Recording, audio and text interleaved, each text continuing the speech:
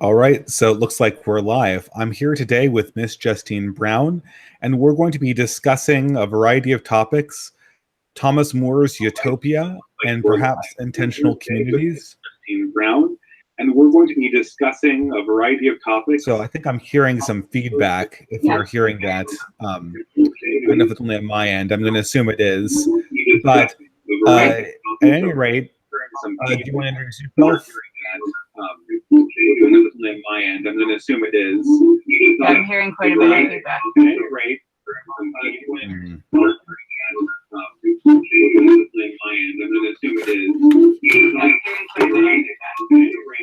Yeah, let's figure this out. Do you have headphones in?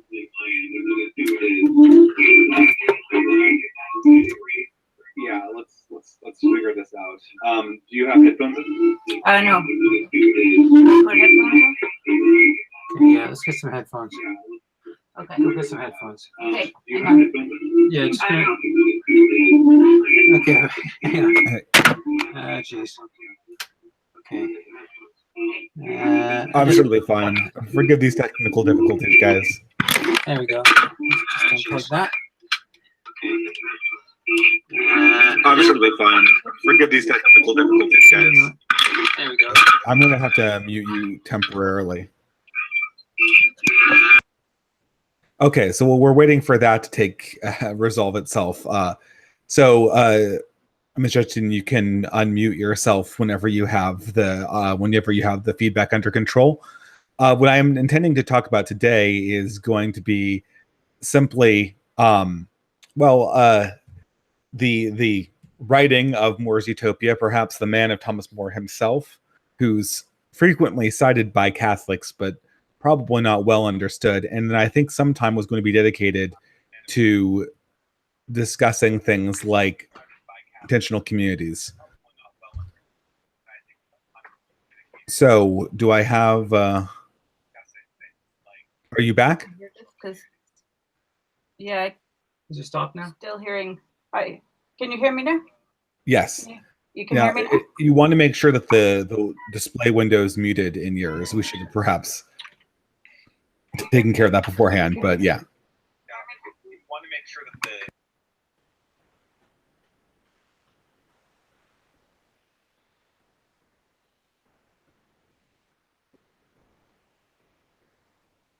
All right, so I'm still waiting for my guest, but in the meantime, hopefully anyone can give me chats. This is probably going to be a little bit informal.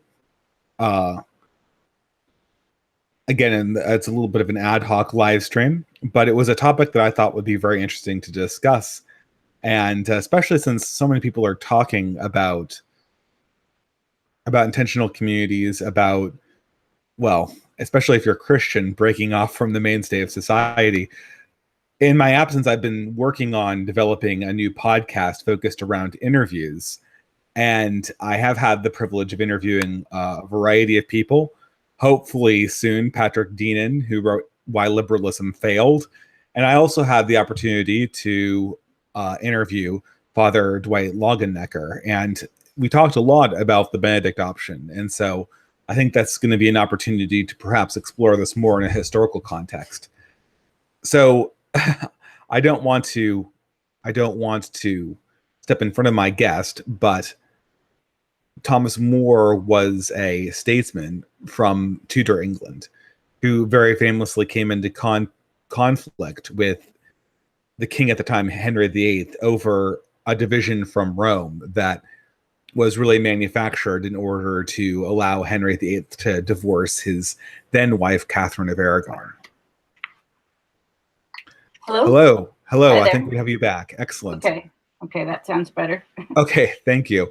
So perhaps you could explain, give a brief introduction to yourself, your own intellectual interests, how you learned about More's Utopia, and what insights you got from reading it and understanding it. Okay.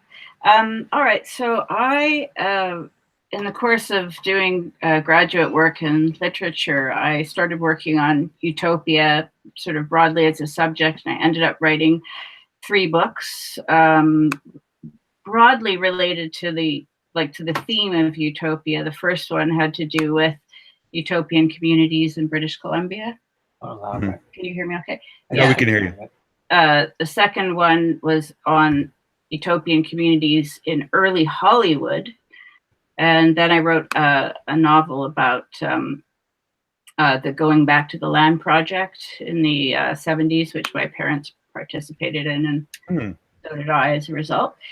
And so over the course of that, I sort of went from a very leftist background to converting to Catholicism. And one of the interesting things is, utopia is such an important concept for leftists, but I don't think, we have a sort of problem in more in that, more, of course, is a great, as you've said, like great icon for Catholics.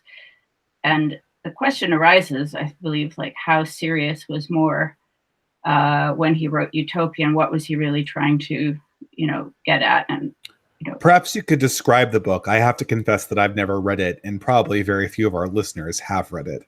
So could you provide perhaps a quick outline for people who want to understand what it talks about and how it's written? Yeah. Okay. So, like, Thomas More is the man who coined the word utopia, and we use it a lot, and especially those of us who are interested in politics, but it comes up all the time, right? But we have to think back to a time in the early 16th century when so this word didn't exist. It was something that More invented, and it plays on two Greek words. One means a good place, and that's the sort of general understanding we have of utopia. But the other one means no place or nowhere, and so it basically, the title involves a play that just kind of goes back and forth between these two ideas: a good place, no place, a good, and essentially, I think it suggests right from the beginning that the perfect place does not exist, right? So it's a small book. Does this, I mean, I haven't read it, like I said, but this strikes me immediately like it might be in sort of generational dialogue with something like Plato's Republic. It is, yeah, definitely. It's a small book, but famous, I think it was Ruskin who called it the most how do you use the word, perhaps naughty book of all time, like the most mischievous book of all time. That's what he called it. And essentially, it describes, it's short, but it has two books. And at the beginning, we have More in dialogue with, well, it's all fictional, right? But so More represents himself as being in dialogue with a couple of real life friends, including, I believe, a cardinal, John Morton, and this traveler who they claim to have met in a pub it was Belgium, I believe, because More was a diplomat. He was also he started out as a lawyer. He became a diplomat for Henry VIII, and then later he was pressed into service as chancellor for like highest government official in Britain, in England.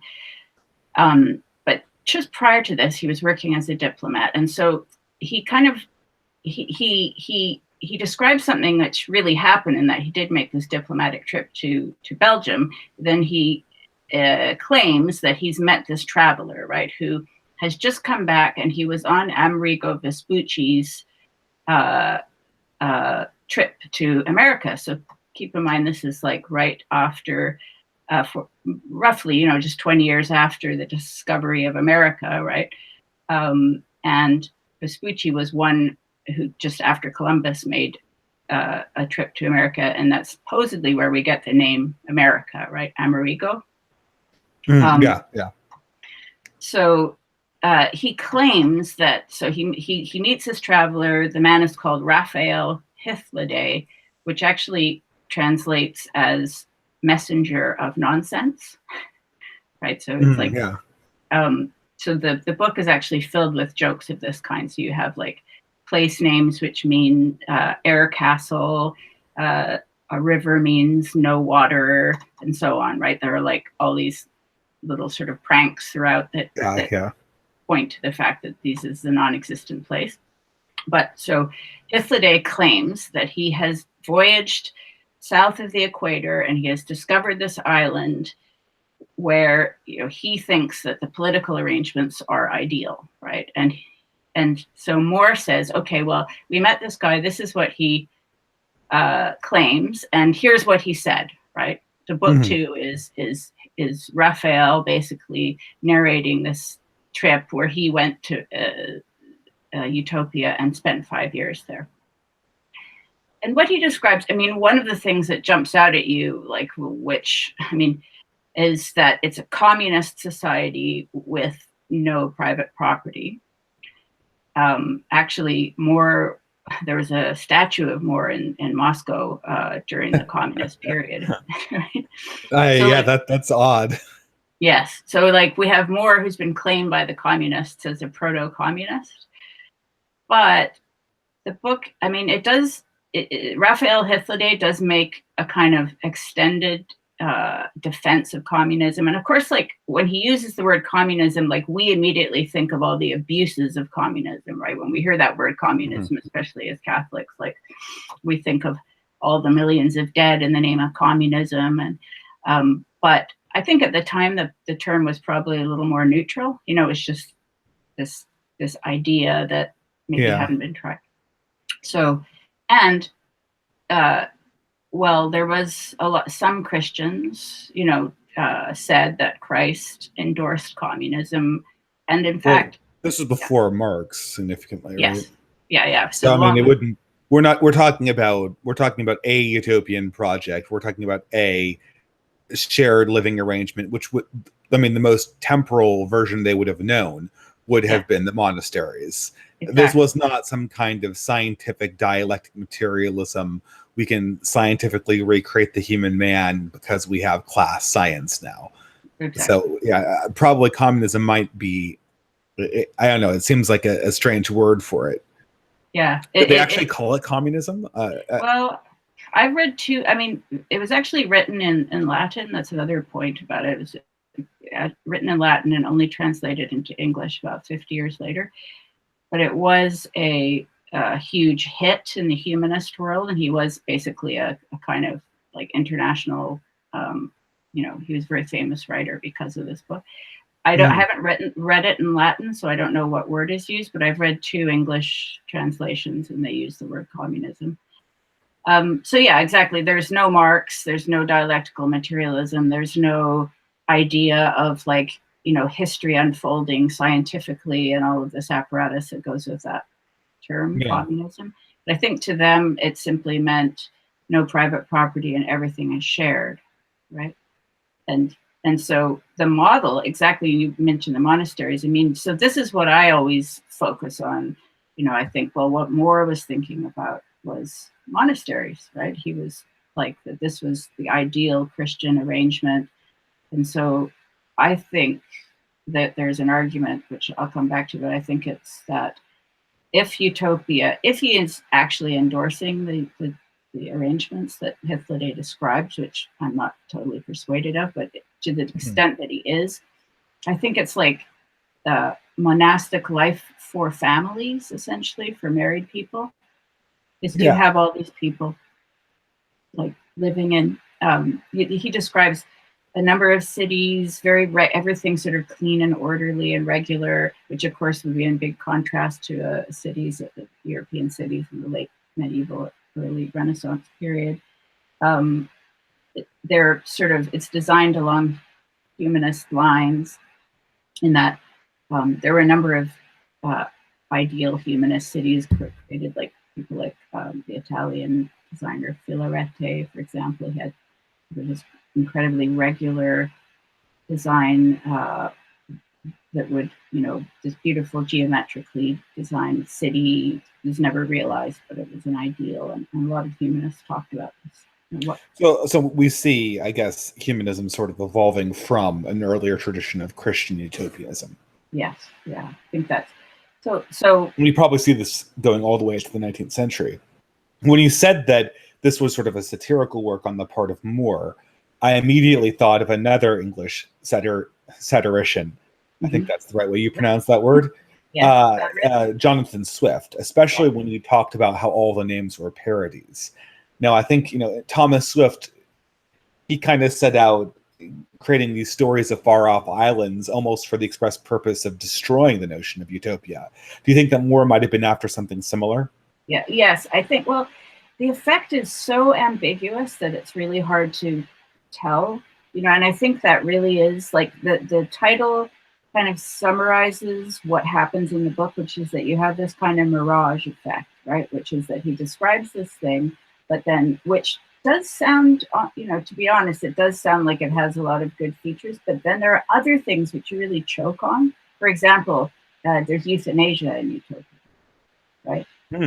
Now, what's weird is, so in book 2, Hythloday describes euthanasia and how state-sanctioned euthanasia is something that, yes, if everyone agrees that that this person isn't just in so much pain, wouldn't it be more sensible if we just put you out of your misery, kind of thing? He presents kind of a kind of standard, what I would kind of defensive euthanasia that we hear today. However, in book 1, Hythloday says, God has forbidden us to kill even ourselves, right?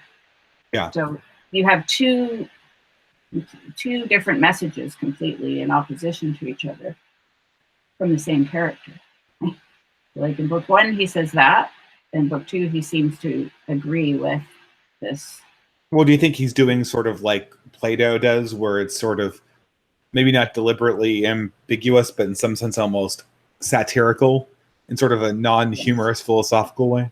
Yeah, I think because one interesting thing in Utopia is it's a very, I won't say hedonistic, but what's the other, the philosopher who Epicurean? Epicurus, yes, Epicurean. Yeah. I would describe it as Epicurean. They don't mention Epicurus, but it's all about, that their ethics are all based around pleasure, equating pleasure with happiness, essentially. Yeah. I know, and you'll hear this, like, so they, for example, and a lot of it does sound attractive, but then in certain places it gets taken to its logical extreme, which is like with euthanasia, for example. If you're just going to judge everything by how pleasurable it is, then one logical extreme would be euthanasia, right? So I think, I know, like Moore, he wore a hair shirt, right?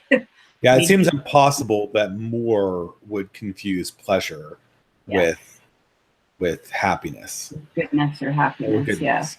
Yeah. I mean, it's quite a subtle account of pleasure. Like it's not like he says this is not. They do acknowledge that, let's say, eating and drinking and sex could be pleasurable, but that's not the kind of pleasure they want to focus on. They're more about mental pleasures. When they eat communally, they have incense, they have music, they have all these appeals to the senses, and they say, well, these are wholesome pleasures that we endorse. So we're not about this, like, animal pleasures, I guess. However, you have these points in the narrative where it's pretty clear that if, again, taken to its logical extreme, you end up with euthanasia. And, Moore wore his hair shirt right up to his execution. Yeah. Yeah, I mean, we should probably relate here as we move on that Moore died for his beliefs, and in a way that it was basically with a very minimal amount of effort, he could have lived very comfortably and perhaps even have been greatly rewarded if he had only ever so slightly compromised on his principles. Yeah. So I think, in the image of Moore, you see somebody, and I know he has criticisms from modern critics who point out the fact that Moore would have been fine with the Inquisition he was in some sense participating in it, as long as it went in the right direction. But that being said, he was a consistent thinker, because once he was on the wrong side of the religious debate, he did not himself become a public heretic. And so you can see that he was very distinctly trying to live to principle, even if it's a principle that we ourselves don't quite understand in our modern age. It's incredibly brave. I mean, I can't wrap my head around. I mean, I admire it, but it's hard to wrap my head around. I mean, it's true, as you say, like more has been lionized. There's a famous movie, Man for All Seasons, I believe. In a kind of classic movie from the early '60s, where Moore comes across as like a hero of conscience. Yeah. I have mixed feelings about that movie, because although it does capture the core of Moore's absolute principle, it does falter on the fact that it now has a generation of Catholics treating Moore as if he were some kind of liberal's saint. Yeah. And they put words in his mouth. And I know that the author of this was very careful to kind of construct Moore's pseudo-liberalism as something that goes only so far, right? But the problem is that, that movie plus a lack of knowledge about contemporary ideas of the Middle Ages, or I should say the early Renaissance. Yeah. I guess it's a late Renaissance. In English terms, it conspires. Yeah, it conspires to this. Yeah, it conspires to create. It conspires to create this impression that Moore was just, an avatar for free speech rights and conscience rights, the way that Thomas Jefferson would have imagined them. Right. Yeah, exactly. And it actually doesn't really emphasize, the Catholicism element of it kind of gets played down. I don't know if you've ever seen, Blackadder, the comedy. Oh, yes. Blackadder. Well, there's a point where Blackadder says something about Moore, like he makes some joke about Moore, that if he'd only just simply said, "I renounce my Catholicism," right? Oh, that's all he had to say, right? But he didn't. He insisted on going, well, he could have been burnt as a heretic, but he wasn't. Luckily, Henry VIII loved him too much for that, right? So he just said he content himself with cutting off his head. But he wasn't hung, drawn, and quartered either. That was another possible fate. Yeah. But Henry VIII really loved him, and actually, I think that may have been, in a way, Moore's downfall, right? Because he was, firstly, when he people really respected him, and he got famous with Utopia, but he was also an MP, and he did a lot of good work in London, including helping with the project to improve the sewers, like really sort of practical projects, like trying to help people have better lives. And he was like really loved, and he kept getting invitations to court, and he kept turning them down. And at some point he said something like he knew that Henry VIII would happily kill him if it meant getting an inch of land in France, words to that effect. Like, he knew that, but he was very dubious about court life, because it's kind of prophetic in Utopia. It actually talks about how if a philosopher goes to court, he's probably going to end up dead. Well, that is indeed what happened, right? That is indeed what happened. Yeah. So he was pressed into service. He was chancellor after Cardinal Wolsey, who notably failed to get Henry VIII his annulment from Catherine of Aragon. Everyone says divorce nowadays, but really it was an annulment, at least what we, Catholics understand. There was no, clean divorce. You had to have grounds. You had to. I mean, the annulment for our non-Catholic listeners is saying that the marriage was undertaken under fraudulent conditions and could therefore be considered to never have existed to begin with. Not that the marriage was being dissolved for reasons. That's right. And it never existed in the first place. So the reason that Henry failed to get, well, there are a number of reasons, but technically the reason that he relied on the same evidence to get permission to marry Catherine of Aragon that he tried to rely on in order to get his marriage dissolved, like an annulment from Catherine of Aragon, which, to wit, that she had been married to his brother. And because she had been married to his brother, like she married his brother, they were only teenagers. The brother died about 6 months later. And she insisted that the marriage was never consummated. And so he had to have what's the term, when you get special permission to Dispensation. Dispensation, yes. He needed a dispensation to marry her, and because of this family connection, and so he got this special dispensation to marry her, and then he later tried to get an annulment on the grounds that he'd been married to his brother's wife, right? Yeah.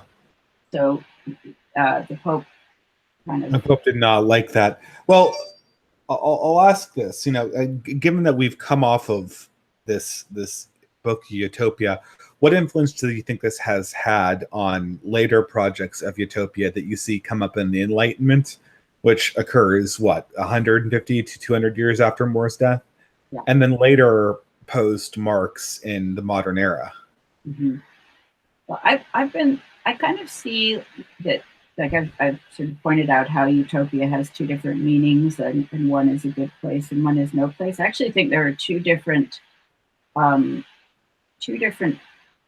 sort of utopian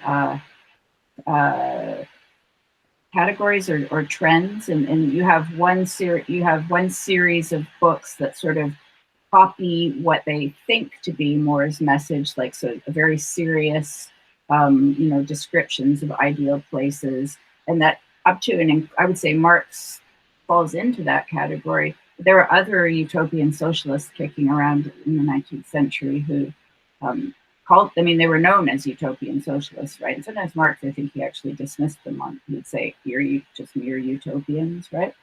But at the same time, I mean, he himself was a utopian in that he was, positing this ideal society that history had to work towards.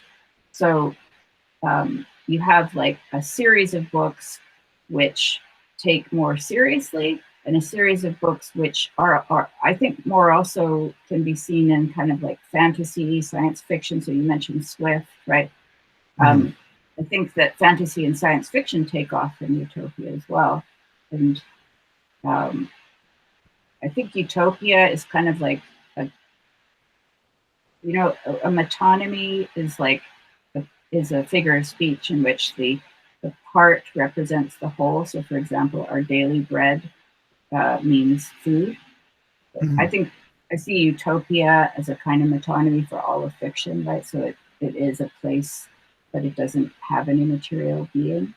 So I see, for example, the Catholic tradition, like Tolkien, Middle Earth, C.S. Lewis, all of these creations of fantasy lands, which maybe have more to do with like allegories of paradise, for example. Tolkien had a sort of pastoral obsession. Mm-hmm. Yes, with pre-modern England, I guess. I think that's what the Shire represents, right? Yeah, well, I think it was some combination of pre-modern England and perhaps even Norman England, right? Yeah, pre-Norman England. Yeah, I mean, it's always hard to characterize it because I don't think that the Lord of the Rings is a particularly political book, right? I think that in a lot of ways, it's hard to trace the concept of utopia. I think, I think that Tolkien seems to definitely represent the next iteration of sort of the dissident Anglo-Catholic in the same way that Moore sort of created that archetype. But it seemed that Moore was a very political creature, and Tolkien seemed to be almost a distinctly not political creature. Yeah, I mean, there's definitely a critique of it. It's funny how both hippies and a certain type of Catholic conservatives love Tolkien, right? And that's one area we sort of meet, because the hippies love him for, partly for what they see as kind of a sort of environmentalism, and also hippies do have this, admiration of the pre-modern and idealization of folk life and all that kind of thing. They just don't want any rules that, added on to it. But no, and that kind of brings us to sort of the history of intentional communities starting in the 19th century, right? Yeah. This is the term. Go ahead. Yeah. Maybe you can explain that term. Yeah. Well, I in investigating utopian communities for my books, I found when I interviewed people that you really had to avoid the term utopia because nobody wants to nobody wants to be called a utopian, right? Because it basically sounds like a recipe for disaster, kind of, or pie in the sky, or, basically I am an idiot, or, that's how I they mean, hear if it. someone says that you're utopian, right, it's almost Yeah. like saying you're a totalitarian.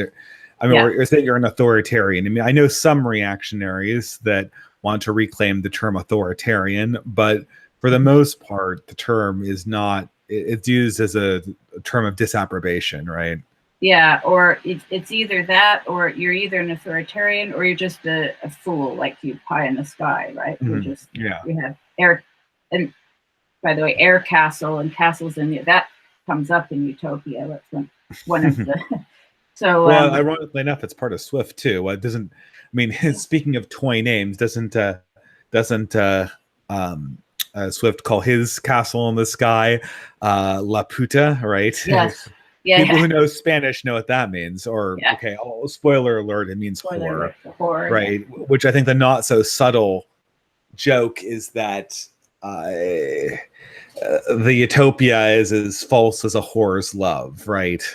Right. It's granted in the abstract and doesn't mean anything otherwise. You know that Brobdingnag is technically in the Northwest. You're in Brobdingnag now. Oh yeah, really? The land of the giants. Yeah. And the first.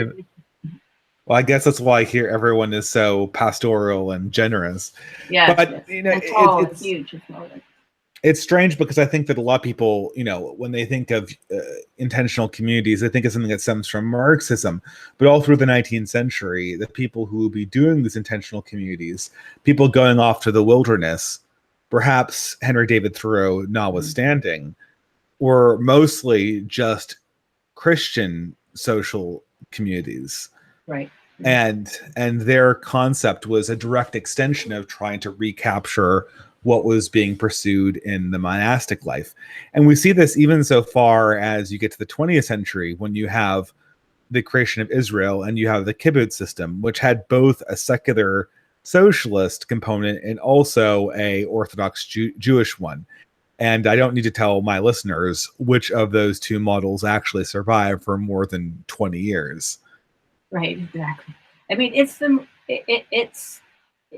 is the religious models without it. If you have a religious basis for your intentional community, as long as you're relying on a tradition rather than a leader, like say Rajneesh or somebody like that, or like one of these charismatic leaders, I think one downfall of a lot of these intentional communities has been over-reliance on some charismatic leader. But that's usually when it's a cult, right? It's like a temporary flash in the pan thing, and the community falls apart as soon as the leader is shown to have clay feet, or usually sleeping with everyone in the commune or whatever. But if it's modeled on monasticism, where it is, in some form monasticism, that is a model that has sustained us for, these 2 millennia. Wasn't the author Leo Tolstoy also working on something similar to this? Yes, yeah. He was a huge fan of a group called the Doukhobors. Do you know about the Doukhobors? Not specifically, no. They're called, they translate as spirit wrestlers. They are a Russian group of sort of peasant Christians, but extreme, it's quite rare for Russia, actually. They're kind of extreme Protestant, to the point where I don't think they even read the Bible. I mean, I think they just relied on stories like Genesis, and they wanted to be as pure and simple as possible. And he loved these guys. He really admired them. And they ended up moving to Canada, actually, largely in British Columbia. And they used to be famous for taking off their clothes and marching around nude, which freaked out the locals, because they wanted to make a kind of Edenic gesture, right? So they were Adam and Eve. They were just showing how innocent they were. Quite different from the hippies, of a few decades later, who wanted to show how, well, they kind of wanted to show how innocent they were, but they wanted to show how innocent sexuality was outside of marriage, right? They want to make a kind of claim, that there's there is no evil, nature equals good and so on. But for the Ducavores, they just wanted to be nude to sort of demonstrate this absolute purity. And then they also did another thing where if anyone in the community started showing too much attachment to his stuff, like his home or something, they would burn down his house as a gesture of like for his own good kind of thing. It's sort of strange when you talk about the nudity in nature thing, because in Central Europe, just around the time of the Hussite rebellions, there were heretical forms of Christianity, people called the Adamites, who essentially stripped naked and said they would rediscover Christianity by living as Adam and Eve did in nature. So this type of, well, I don't know about you, I would call this a heretical form of Christianity is really closely linked to this utopian impulse. Yes, yeah. I think about that, the effects of the fall and the theology of the fall, to what degree, it ties into to Utopia directly, because the whole question of to what degree can we improve, perfect our, can we be perfect? No, right? But we can certainly, but the question is to what degree can we approach perfection, whether personally or in our cities and so on, by living in a particular way. So is it possible to sort of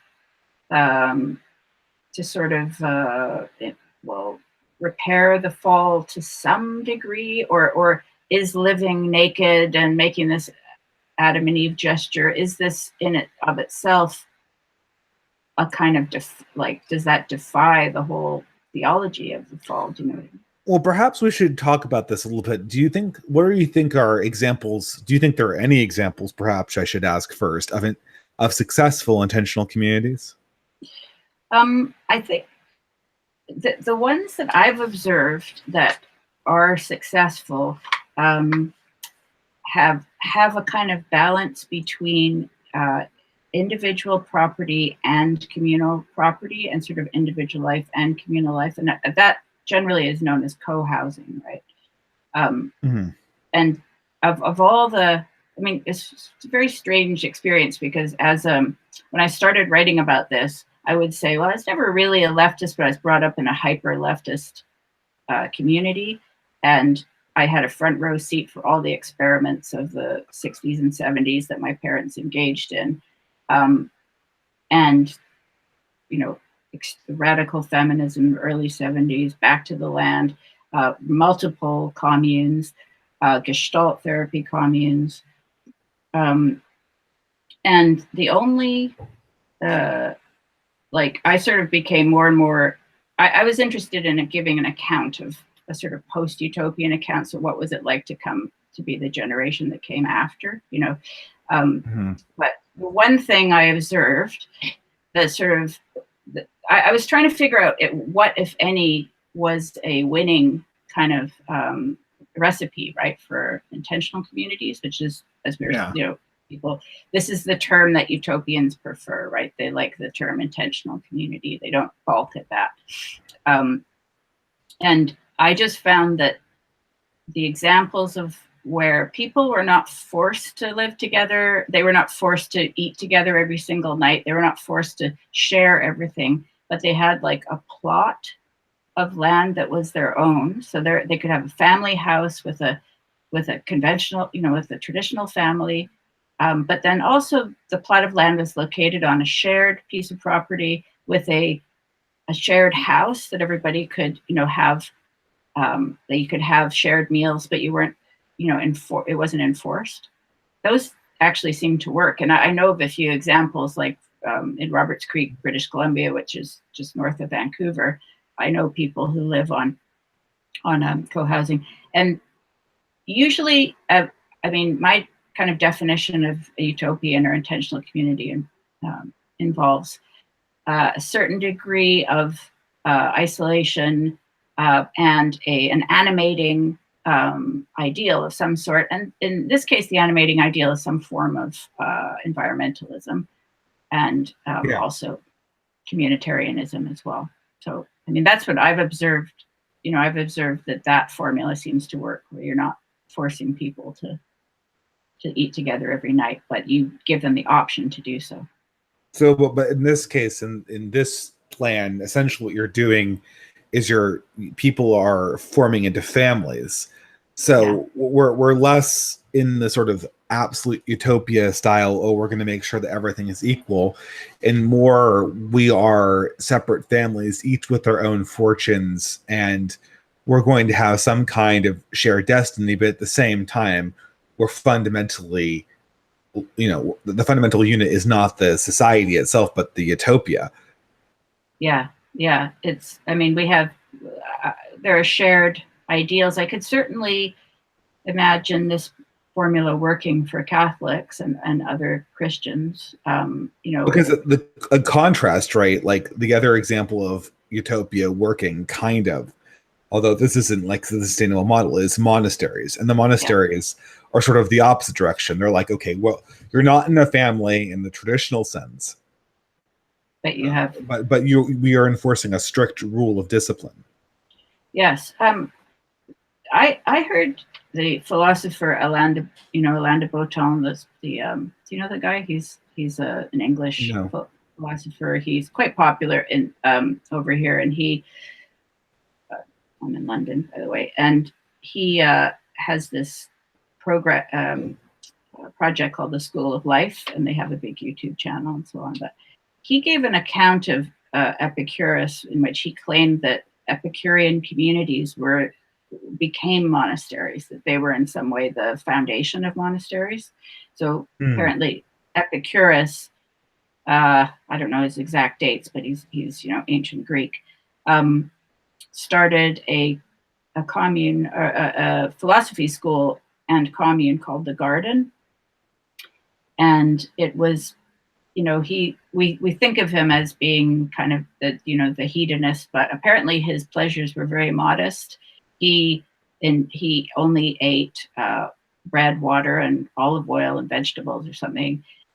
He loved the company of friends. So his idea was you didn't have to live in families, but you should basically live with your friends, find some friends and start a commune, live together, and just enjoy life in a modest sort of fashion. And then apparently there was some huge number of these, thousands, maybe 40,000 of these popped up all over the ancient world.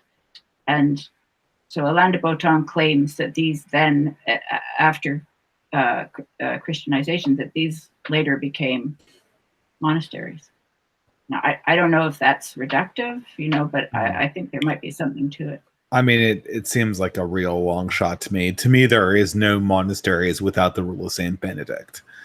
And the rule of Saint Benedict relies on authoritarian rules. Right. Apparently, Epicurus made his followers take an oath of some kind, and there was a hierarchy. He did admit women, apparently, which would not conform to monastic life, obviously. But it's an interesting claim. I mean, I'm sure that is by no means, Alain de Botton is not a Christian, and I'm sure he would, kind of underplay the role of Christianity. But perhaps there was some kind of, possible that the spaces that they used became monasteries. But it's not as though the monastic tradition never, it certainly existed in the East. And one thing I noticed is that, like, one of my many half brothers grew up on another commune in New York City, and it was kind of a New Age commune. Basically, it had a permanent group of people living there. They called themselves Lindisfarne, which is the name of a famous monastery here in Britain. But they were not Christians, but they were sort of New Age. And they would invite speakers, so they had this. It was run as a kind of, place to go, like a retreat, seminars, and so on. But it had a regular community, and I lived there as a child for a while. But later, his mother joined the Zen Buddhists in San Francisco. They still are going strong. They have it's called the Zen Center, and somewhere near Fillmore Street. They have a restaurant called Greens. They have a monastery in Carmel Valley, or Carmel Hills, sorry, called Tassajara. You ever heard of this place? No, yeah, I have actually. I'm from California. Yeah. So what was interesting there is that she kind of started in this more, chaotic kind of hippie commune. But then once they went to the Zen monastery, their life, things were more stable, let us say, right? Well, because they have the discipline of a religious tradition, right? Yeah, yeah. They were able to tap into that, and it was really obvious, what the difference was. Like the chaos stopped, the constant jockeying for leadership stopped. They still had a couple of scandals, but they were able to overcome it because they had this tradition behind them. So it seems that monastic life definitely can support communal life. But what they had was the Zen center with a certain amount of serious kind of monks, and then they owned properties all around Zen Center in downtown San Francisco, and the families lived there, but they would go and eat at Zen Center. So that was like another model that kind of resembled co-housing, because you had an element of privacy, but then also a communal life. So Mike Izzy asks, would you consider Amish or Mennonite successful communities like this? I definitely consider them successful, yes. I mean, it's an interesting question. Like, are they, can we call them Christian utopians? Well, that they're able to sustain themselves. They don't seem to bleed, members all the time. Even they have that tradition of letting the young people go out for a year if they want to, and then come back. Well, they do seem to go back for the most part, right? Yeah, they are sustainable. That is one thing that's true. And I guess it sort of gets to the critical question of our time. I've noticed that a lot of people I want to say my community broadly, both on the internet and in my own religious tradition, are looking at the modern world and wondering if they don't want to, in some sense, escape from it. Maybe you've read this book, The Benedict Option by Rod Dreher. I have it on my night table now. I haven't read it yet, but he's notoriously sparse on the details, but right. The general idea, and it literally references the early monasteries, is that some kind of intentional community creation is needed, and it's never exactly clear what this would really compel one to do. And we have to create something in the modern world that captures this, that captures the spirit of the old monasteries, so that we can rebuild the Christian discipline and community needed to create some kind of society that isn't, well, what people on YouTube colloquially call clown world. Clown world, yeah. A complete reversal of everything that we hold dear. So we is the idea that we kind of, is it a retreat, or is it just building a kind of structure that we can? Well, this is sort of where Dreher is, I feel, a little bit sparse on the details, and I can't ask them. If you were to ask Dreher in an interview, like he gets asked if it's a retreat, he'll say no. But then the examples he gives are like the Amish and like these monks that go up into the hills and literally do retreat from society. I temperamentally think that any kind of cultural retreat is pure folly, and that you build whatever community you want to build culturally, charging forward into the public square. I think that you have to carve these things out of vigor and fire, so to speak. But that's just my perspective. We shouldn't just retreat entirely from the public square and let it be. By the absolute, we need to bring a perspective radically to the front of society. Was it Father Newhouse who articulated that concept? So I remember he had a book on the public square that he seemed to use that term a lot. He did. And I am Yeah. sort of copying because I'm a big fan of First Things, which was his brainchild. Yeah. Father Newhouse was someone who was an ex-civil rights activist. Maybe not ex is the wrong word, but he went from being sort of a progressive Christian to being an Orthodox Catholic. And he was quite convinced that religion needed to occupy the public square in a very distinct way. And, his magazine, First Things, continues on this mission. Although I'm not wondering at this stage if, the people who run First Things are really prepared for the kind of radicalism that our age calls for.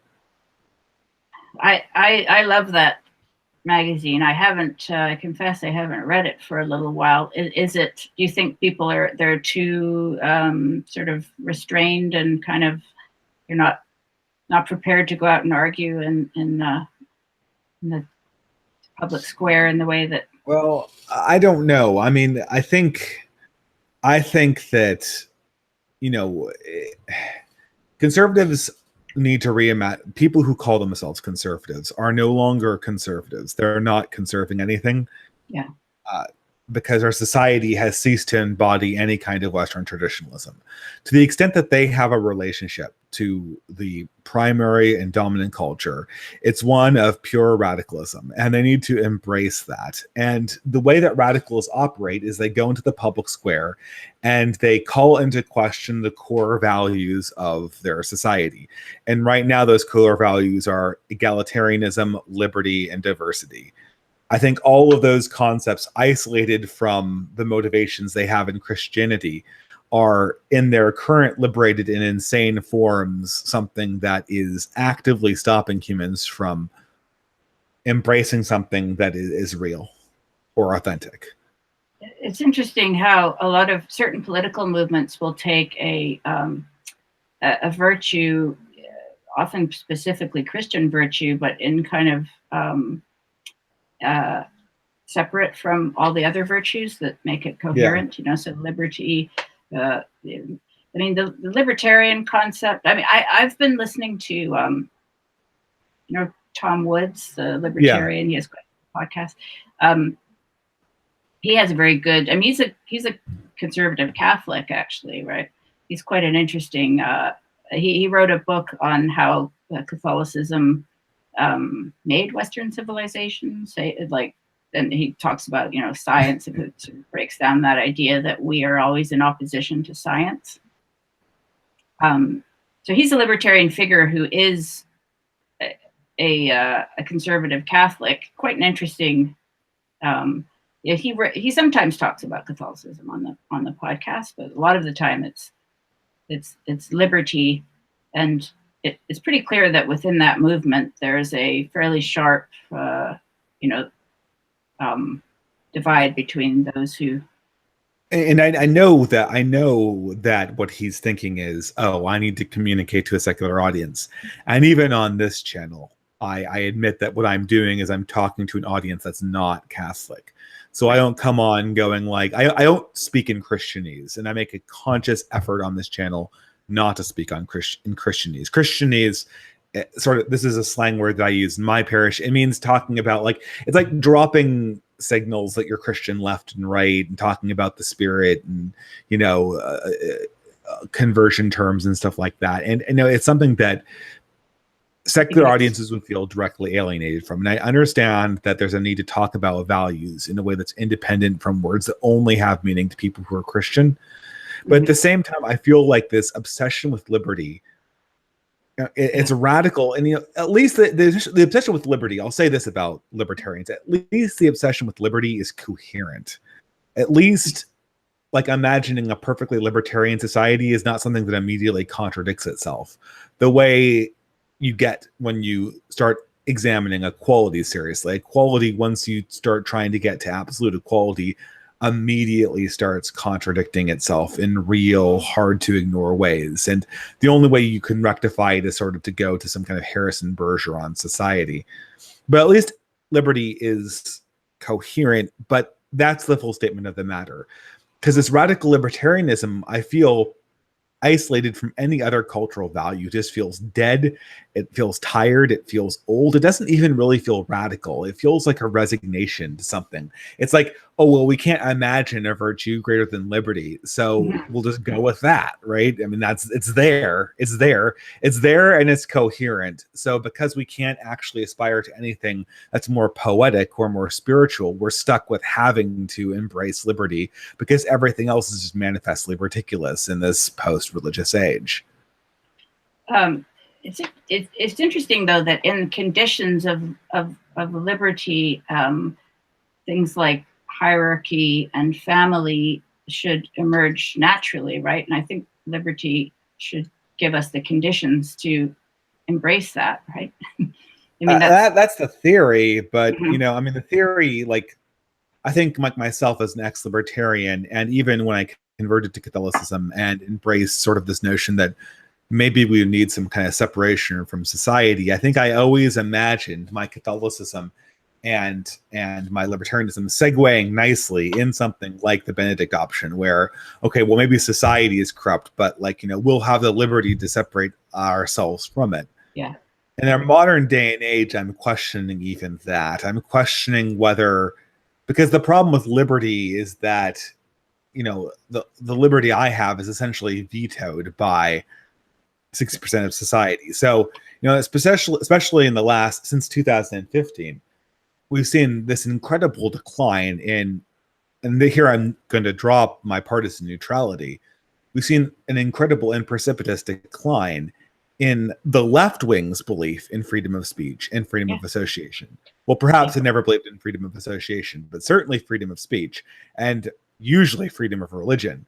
But in the last 3 years, you see an abandonment of this principle. You see a total abandonment of this principle culturally, in the sense that they explicitly said that they don't need to platform, their term, people that don't adhere to their orthodoxy. But now increasingly, even in a legalistic term, as you see in Europe, I mean, the amount of progressives I've seen sending, you've probably heard of this person, Count Dankula, to, well, I guess he didn't get a prison term, but he could easily have gotten one, right? For telling a Nazi joke. Yeah. And so, and progressives defend this. And, so you're left thinking like, what's the point of liberty? If what I'm defending is essentially a principle that is active when conservatives control the culture and liberals do not, or progressives do not, then liberty can be invoked against people like Joseph McCarthy. But then when the shoe's on the other foot, this principle is discarded. That doesn't seem to be a properly constructed idea. Yeah, freedom of speech was very important in the 1960s when progressives didn't control everything. That's when Berkeley was, the seat of freedom of speech, and now it's the seat of not freedom of speech. And like, how can you make freedom your banner if that is what freedom has done in the last 30 years? I'm not saying that you shouldn't fight for it, right? But I feel that you have to stand for something bigger than that.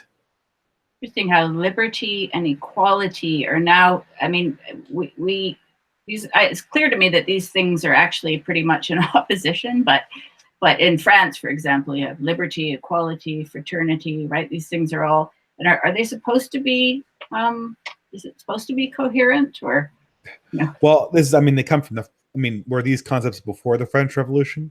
They certainly get their first incarnation in the French Revolution. Yeah, that's what I would associate it with. But if we're free, can we also be equal? Well, no, certainly not, right? And they immediately start contradicting each other. Only if you believe, the only freedom and equality can only be married together in some kind of spiritual utopia, right? That where history itself, they're in our ordinary lives, they are so obviously in contradiction that they're either married through some kind of distinct discipline and virtue applied by divinity, or they're married by some crazy scientific notion of historical progression, the way Marx did, where somehow history creates circumstances where liberty and equality are married perfectly to solidarity.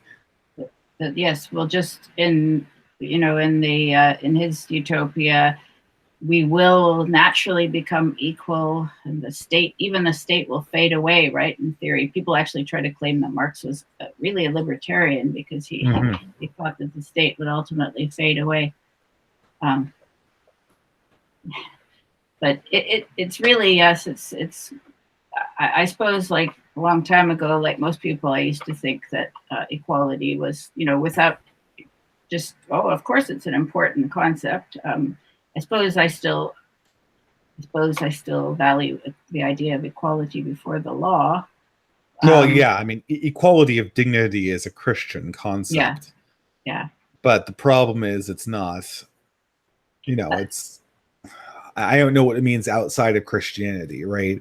Outside of the discussion of metaphysical value. I mean, I guess you could say that legalistically, like equality under the law is a legal principle. Okay, that's fine.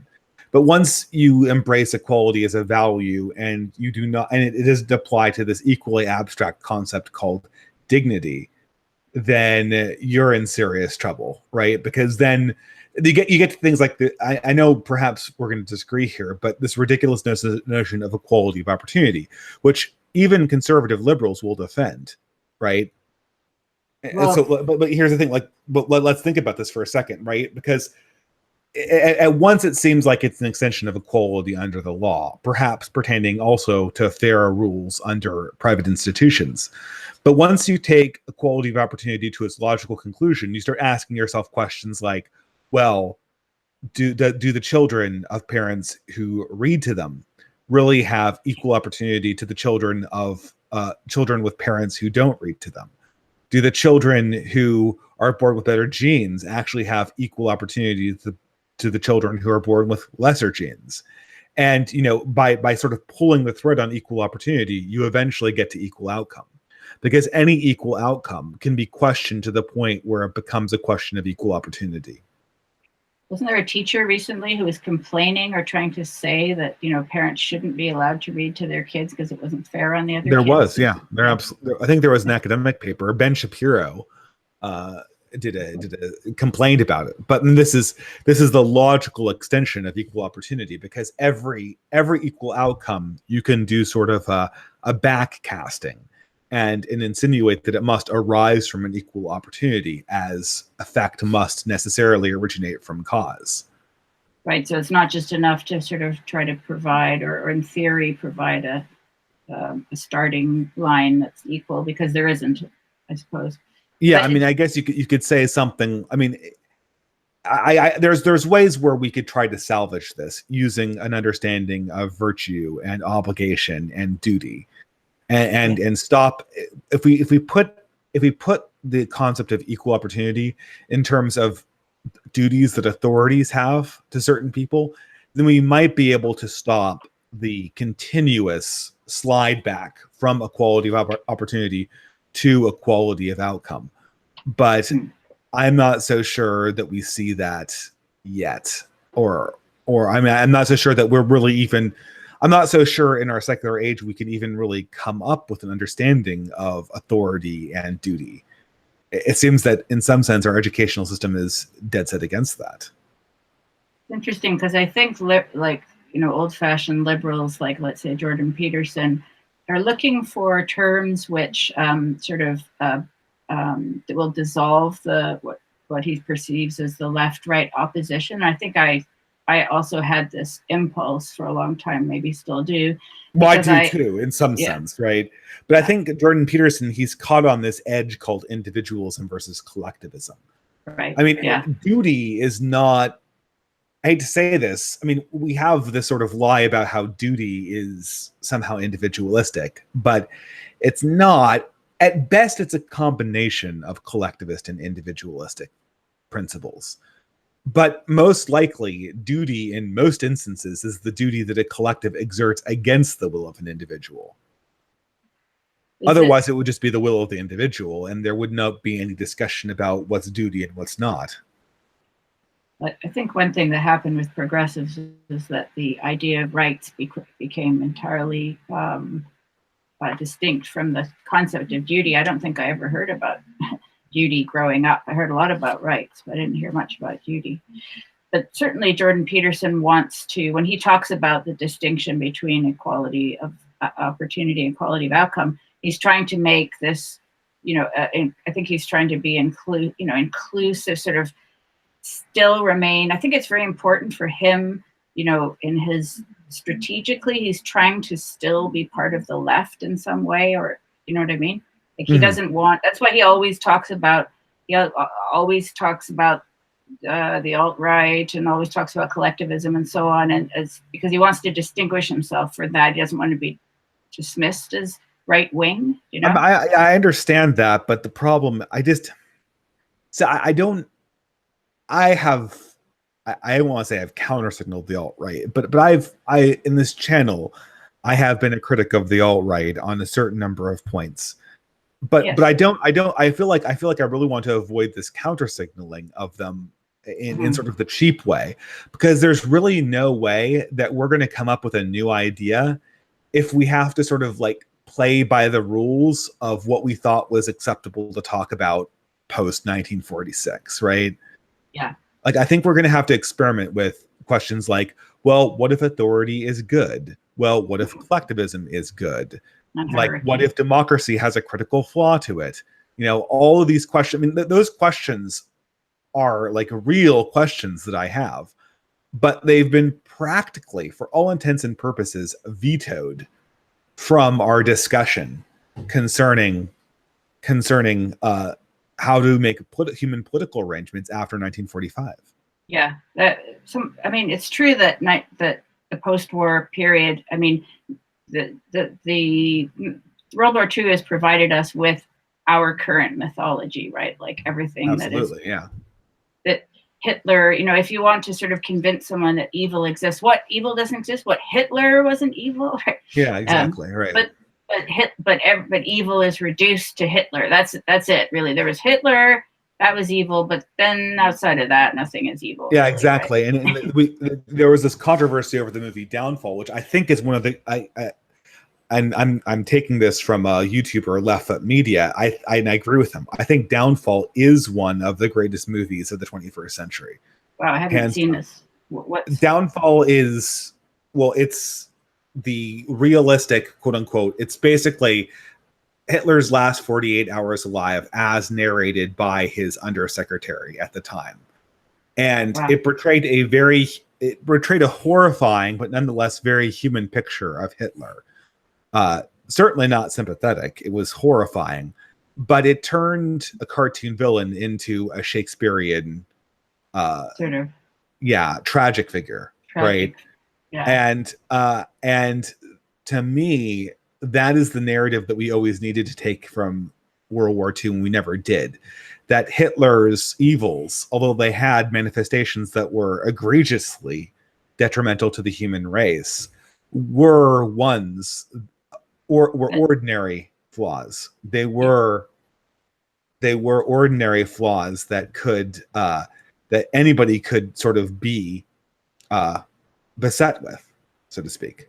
Yes, yeah. Well, there was kind of a eagerness on the part of a lot of people, including, I think, my parents, to say, this is something to do with Germans. Germans are bad, right? There's something intrinsically wrong with Germans and Hitler or whatever.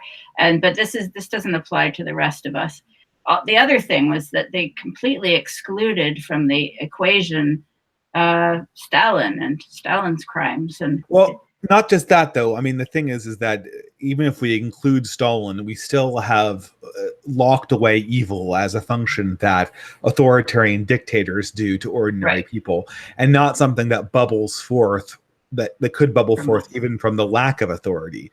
So we're back to imagining that if we dismantled the seats of authority, then perhaps we would also dismantle the seat of evil.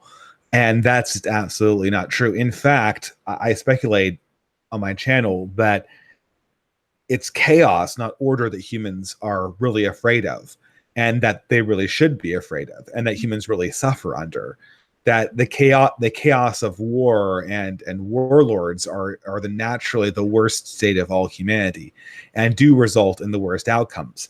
And it's for fear of that we essentially flee to the lesser of two evils, which are strongman dictators. And perhaps perhaps it's no, well, I think it is an overreaction, but nonetheless, I think that ultimately, at the end of the day, it's the chaos that humans fear and are right to fear. Yes, I mean, I increasingly agree.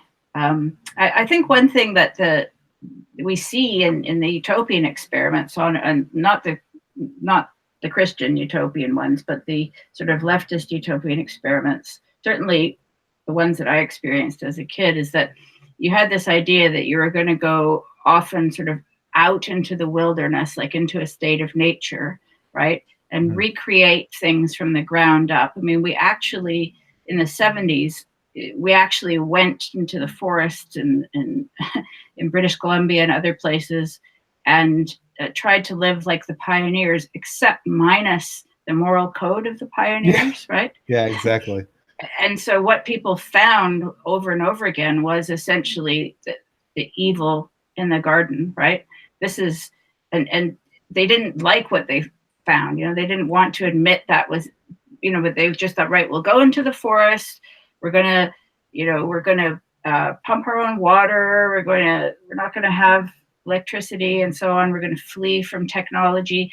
And now I understand some of those impulses, but the fact that they wanted to also, they didn't want to bring religion with them. They wanted to abandon traditional family structures, practice free love, and with the inevitable results that people, tore each other apart emotionally. There was often violence, So what actually, the fact of evil being within us is something that emerged, as part of that experiment. It was just confirmed over and over again.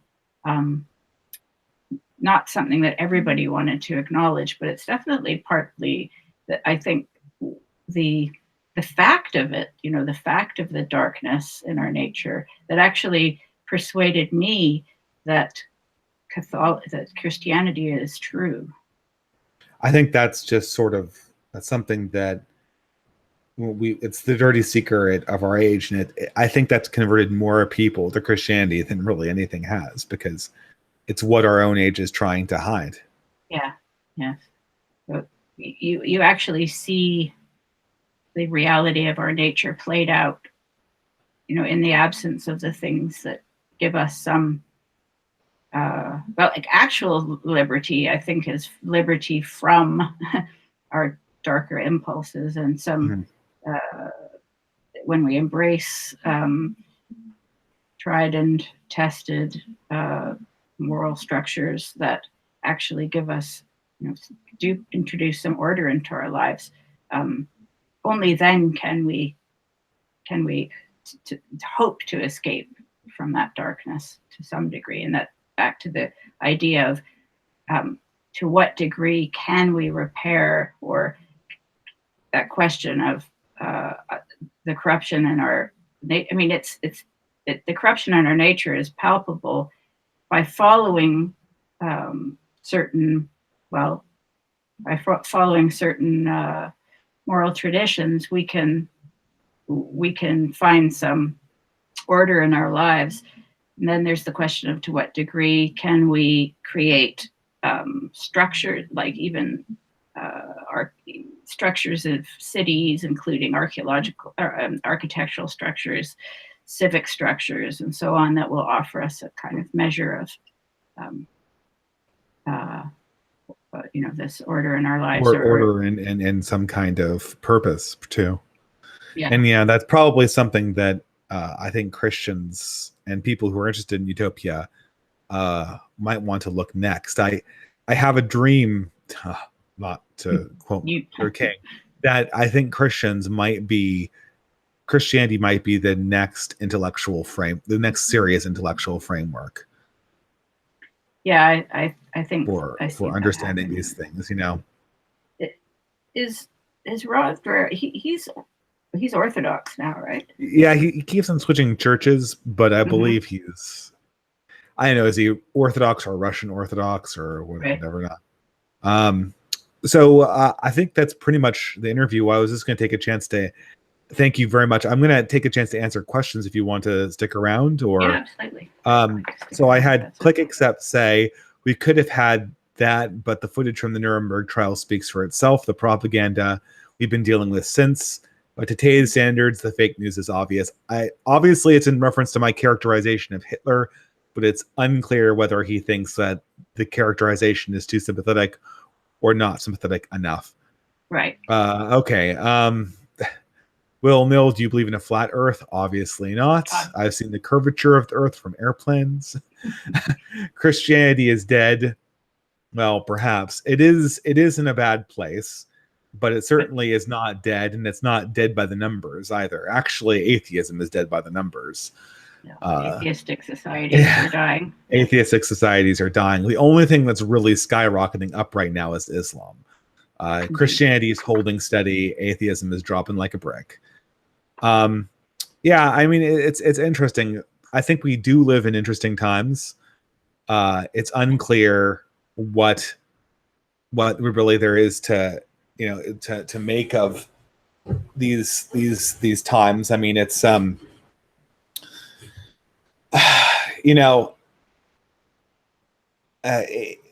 don't know. I feel that people are waiting for some event to happen, some crisis point. But I think I think that's sort of the wrong. I think people should be looking to sort of think their way out of this problem first. Grow something. Yeah, a lot of people say, well, a lot of this stuff will disappear overnight when there's a war. Yeah, it's true. It will. I mean, a lot of the clown world will disappear overnight. But mind you, we seem to keep going to war and be insulated from the effects of war. I mean, they're talking about a real war where we're all fighting or we're all trying to, But I hope that we don't have to do that in order to retrieve our traditions, or regrow our traditions.